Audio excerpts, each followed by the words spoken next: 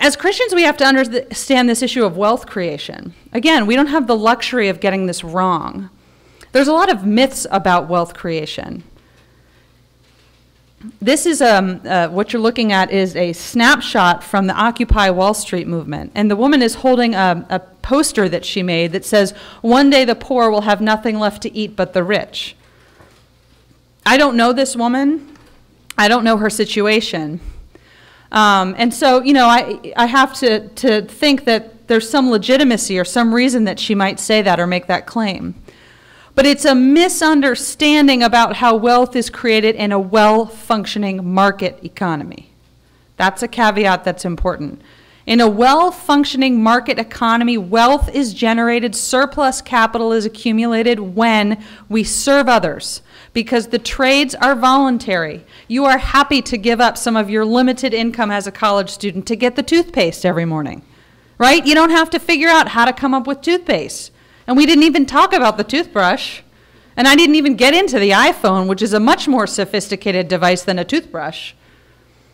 Right? So our lives are made better off. And toothbrushes are so cheap relative to your overall income that you probably don't even spend a lot of time toothbrush shopping. Right? These things are good for the poor because it means that they have access to goods and services that they wouldn't have otherwise. So wealth is created when people come up with ideas, goods, and services that make our lives better. The government can't create wealth. That's the #1 myth about wealth creation. Her idea here is that the rich become rich because they are taking.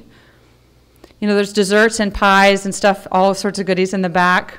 I always use this as an analogy. One day I should actually do it. But if I brought a pie in here, there's a lot of people in here. One pie, and I said, you know, you're sitting right up front. I appreciate that. You get to take the first piece of the pie, and then the rest of us have to share what's left. That's not it's not cool for the rest of us, right? You're in a good position because you get to be the first mover because I'm the dictator and I made it so.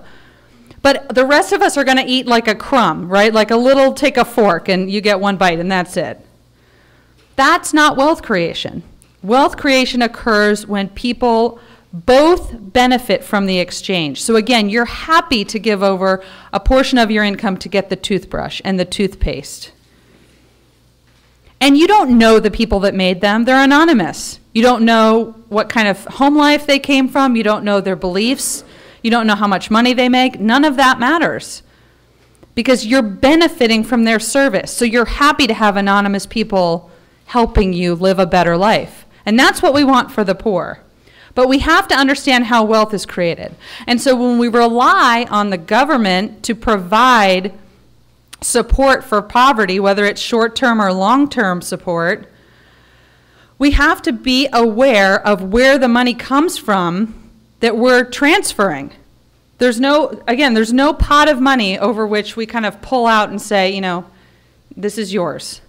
And the other thing is the government is not a firm, okay? The government, to continue with the toothbrush analogy, the government doesn't make toothbrushes by day and give the proceeds to charity by night. So the government can't create wealth. It can transfer wealth and it can actually destroy wealth, but it can't create it. So if we care about the poor, we have to understand fundamentally this point, because then we need to set up institutions and a society, a culture that supports creativity, that supports entrepreneurship, that supports innovation from, you know, not just the rich innovating, everybody being able to innovate. Because again, this is how people lift themselves out of poverty. This is the inherent dignity of work.